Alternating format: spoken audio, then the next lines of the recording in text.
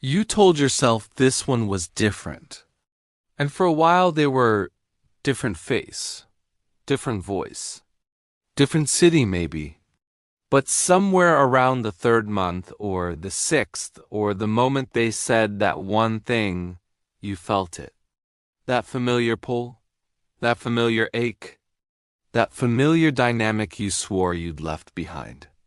And the question that follows is quiet, but it cuts deeper than any argument ever could. Why does this keep happening to me? Not once, not twice. But in a pattern so consistent it almost feels designed.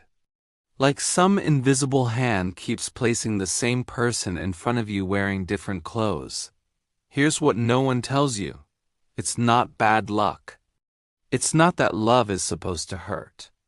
It's not that you're too damaged to get it right. It's something much more specific than that.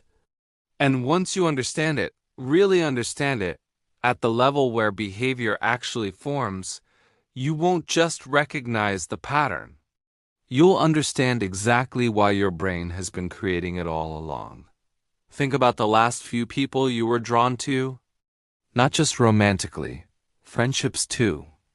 The people you felt that immediate pull toward. The ones who felt exciting or safe or electric or like they finally understood you. Now think about what eventually happened. The excitement turned into anxiety.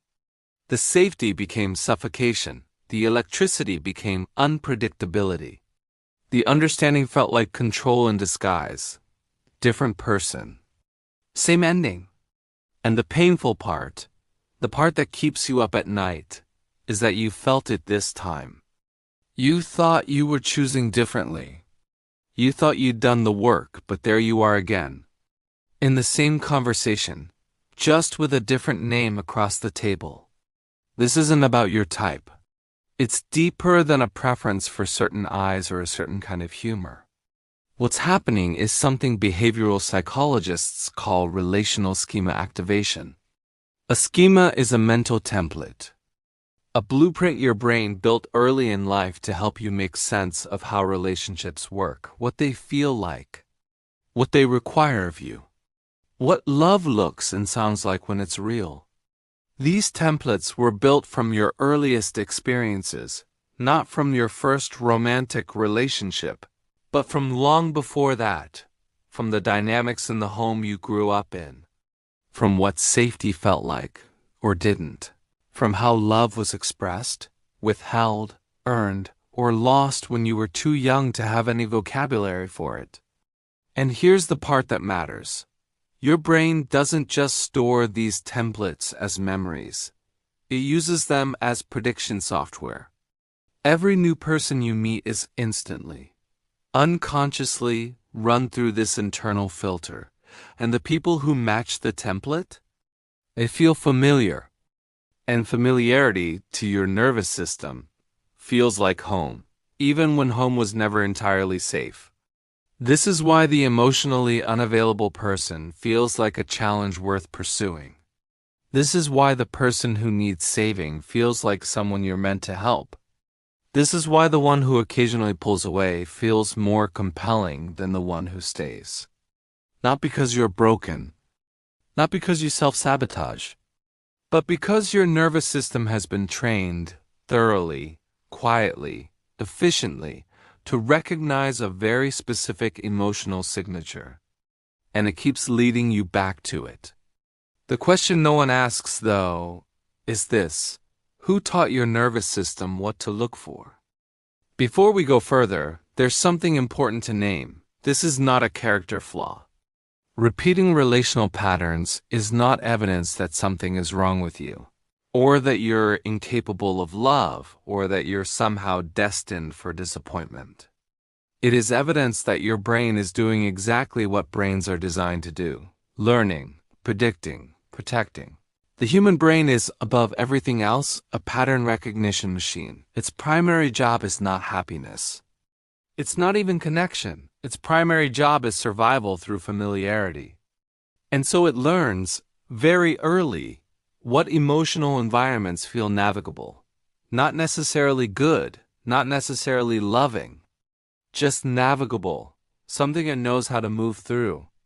If your early environment taught you that love requires emotional labor, that closeness comes with withdrawal, that you have to earn presence, then your brain cataloged that, and it said, this is what relationships are. So when you walk into a room 30 years later and feel an inexplicable pull towards someone, that pull is not destiny.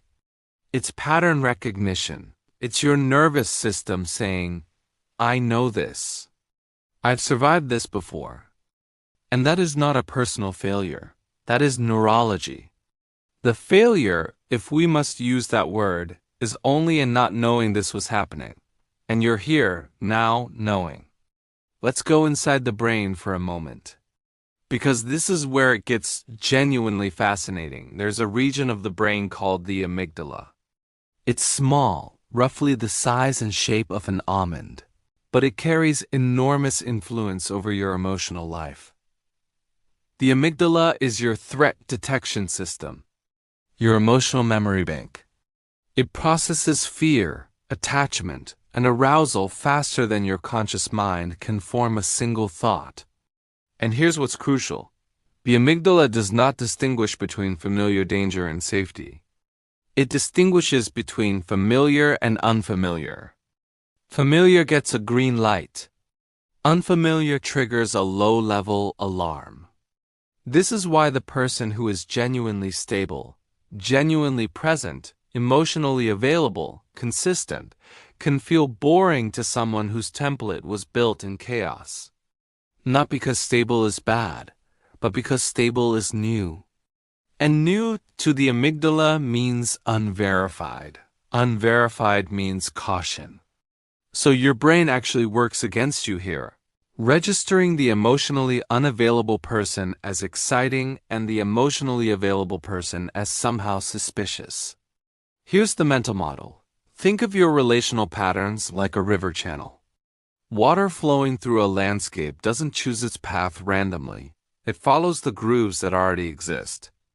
The grooves carved by every previous flow of water.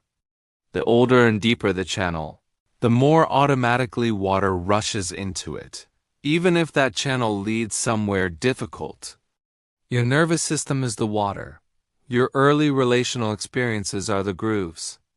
And every time you follow that same groove, every time you choose that familiar emotional signature, you deepen it further. Not because you're weak, but because that's how neural pathways work. Repetition deepens them. Attention deepens them. This is what neuroscientists mean when they say, neurons that fire together, wire together. Your attachment style, whether anxious, avoidant, or disorganized, is essentially the shape of the groove your early experiences carved. And your adult relationships are water finding the fastest way downhill. But here's the part that actually matters. Grooves can be redirected. Not erased, not overnight. But slowly, deliberately, with the right kind of friction, new channels form. The question is what creates that friction? And that's where we go next. Name the template before you're in it. Psychology calls this metacognitive awareness, the ability to observe your own thoughts while they're happening. Most people only recognize the pattern after the relationship ends, after the dynamic fully emerges, after the familiar hurt arrives. But the template activates much earlier than that. It activates in the first conversation, in the first feeling of something about this person. Your job is not to suppress that feeling. Your job is to name it while it's happening, not with judgment, just with curiosity. Something in me is responding strongly to this person. What am I recognizing in them? What does this feeling remind me of? That small pause, that single question, activates the prefrontal cortex, the part of your brain responsible for reflective reasoning. It doesn't override attraction, but it creates space between the signal and your response. In neuroscience, this is called affect labeling. Naming an emotional experience measurably reduces the amygdala's influence over behavior. In real life, it looks like this. You meet someone new. They feel immediately magnetic. Instead of leaning in, you get quietly curious. What exactly is pulling me here? Is it them? Or is it something they remind me of? That question doesn't ruin anything. It just makes you a more honest participant in your own experience. Learn the difference between familiar and good. This is perhaps the most important distinction in all of relational psychology. Familiar is a neurological signal. Good is an evaluated outcome. These are not the same, but the brain often processes them as though they are. Familiarity produces a feeling of ease, comfort, and rightness. So does genuine goodness. The difference? Genuine goodness holds up over time. Under stress, under conflict, under ordinariness. Familiarity often reveals itself under those same conditions. The tool here is what psychologists call behavioral tracking over emotional impression. Emotional impression, how someone makes you feel early on. Behavioral tracking, what they actually do across a range of moments. Do they follow through on small things? How do they respond when they're disappointed? What is their relationship with accountability? Do they become distant when you need closeness? These are not romantic questions. They're diagnostic ones. And they tell you something your nervous system can't. Is this a familiar dynamic or a genuinely good one? In real life, this looks like slowing down the timeline, not playing games, not withholding, just allowing enough time and enough ordinary moments for behavior to speak more clearly than chemistry. Identify the role you play in the pattern. This is the uncomfortable one. Every relational pattern has two participants. And while it's true that your nervous system is drawn to certain emotional signatures in others, it's equally true that you carry an emotional signature yourself, one that attracts certain kinds of people back to you. Psychologists call this complementary fit in attachment theory. Anxious attachment tends to attract avoidant attachment. The caretaker attracts the one who needs saving. The person who overfunctions attracts the one who underfunctions. Not because of fate, but because these dynamics create a temporarily stable system, each person fulfilling a role the other unconsciously expects. The question isn't just why do I keep attracting this person? It's also what am I communicating through my energy, my behavior, my tolerances, my boundaries, that signals I'm available for this dynamic? This is not blame, this is agency. Because what you communicate can change. In real life, this starts with one honest inventory. Think of a pattern that keeps repeating. Now ask, what role am I playing? What am I accepting that I don't want to accept? What am I hoping will eventually change on its own? The answers are uncomfortable. They're also the beginning of something different. Build tolerance for unfamiliar goodness. Here is the paradox almost no one names. Healthy love can feel wrong at first, not because it is wrong, but because it doesn't match the groove. The person who communicates clearly might feel suspicious if you're used to guessing. The person who shows up consistently might feel boring if you're used to the push-pull. The person who offers genuine calm might feel flat if you're used to emotional intensity as proof of connection. This is the brain's negativity bias at work, the same mechanism that makes the unfamiliar feel dangerous. Behavioral psychology tells us that exposure over time reduces this anxiety response, but only if you stay present long enough for the exposure to happen. The framework here is graduated exposure. Don't try to force yourself to feel what you don't feel. Instead, commit to staying present with someone safe for longer than your discomfort wants you to. Notice when you pull away from stability. Notice when you create distance or drama in a relationship that doesn't require it. And noticing is data. And data, applied consistently, reshapes the groove. Grieve the template, not just the person. This is the step most people skip entirely. When a relationship ends that followed a familiar pattern, the grief feels enormous, often disproportionately large. And people assume they're grieving the person. Sometimes they are, but often they're grieving something older.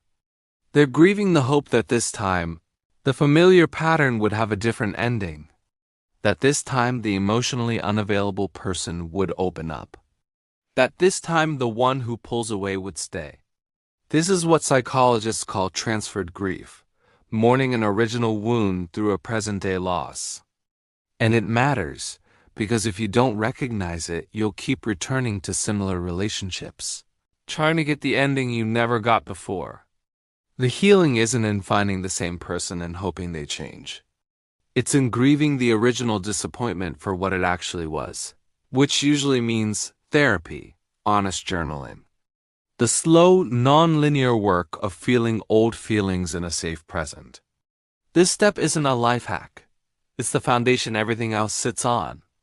Let's hold everything together. Your brain is a prediction machine. It learned early in life what relationships feel like to navigate. It built a template, a groove, a schema, and it has been matching you to people who fit that template ever since. Not to hurt you, but because familiar feels like safe, even when it isn't. The pattern is not your fault. But at a certain point, understanding it becomes your responsibility. And that responsibility doesn't ask you to become a different person. It asks you to become a more honest witness to the person you already are, to notice the pull before you follow it, to distinguish familiar from good, to look at your own role in the dynamics you keep living, to stay present with something healthy, even when it feels strange, to grieve what was never given to you, instead of searching for it in every new face. The simple model to carry forward. Every attraction is a signal, but not every signal is a direction. Your nervous system will keep generating signals based on what it learned. Your job is not to silence them. Your job is to listen to them differently, with curiosity instead of compliance. You are not cursed. You are not too wounded to love well. You are not doomed to repeat. You are someone whose nervous system learned a very specific lesson, very early, about what connection feels like. And that lesson has been running quietly in the background of every relationship you've ever had. But lessons can be examined. Templates can be questioned. Grooves, slowly, can be redirected. None of this is fast. None of it is clean. There will be moments where you feel the pull and follow it anyway, because it's familiar, because it's warm, because the groove is still there. That's not failure. That's being human. What changes is the relationship you have with your own patterns. The moment you can look at the pull and say, I know what this is. I know where it comes from. I'm going to sit with this for a moment before I move. That is the moment something genuinely new becomes possible. Not the relationship you've always had. Something quieter. Something more honest. Something that doesn't require you to perform or pursue or hold your breath waiting to see who they'll become. Something that simply asks you to be present and lets you be. The same kind of person will keep appearing until you stop needing them to be different from what they are. And that shift, from hoping they'll change to seeing them clearly, that is where the pattern ends. Not with drama. Not with a grand declaration. Just with you, finally, knowing what you're looking at.